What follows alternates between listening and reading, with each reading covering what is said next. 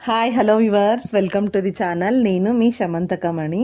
ఈ షార్ట్ వీడియోలో పిల్లల ఈవినింగ్ ఫ్రూట్స్ రెసిపీస్లో ద్రాక్ష పళ్ళని ఇస్తున్నాను. ఈరోజు ముందుగా గ్రీన్ అండ్ బ్రౌన్ గ్రేప్స్ని 1/2 కేజీ వరకు తీసుకొని ఒక పెద్ద గిన్నెలో వేసి అవి మునిగే వరకు నీళ్లు పోసి 1 స్పూన్ సాల్ట్ వేసి 10 నిమిషాలు అలాగే ఉంచాలి.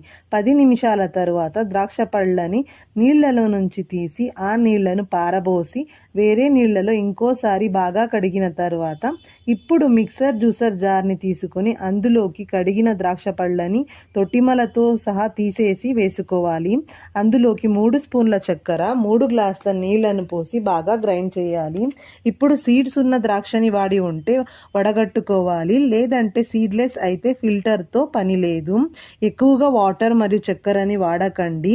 జ్యూస్ చేసి తాగినా వేస్ట్. ఈ క్వాంటిటీలో చేసి ఇవ్వండి. పిల్లల నుంచి పెద్దల వరకు ఎవరైనా ఇష్టపడి తాగుతారు.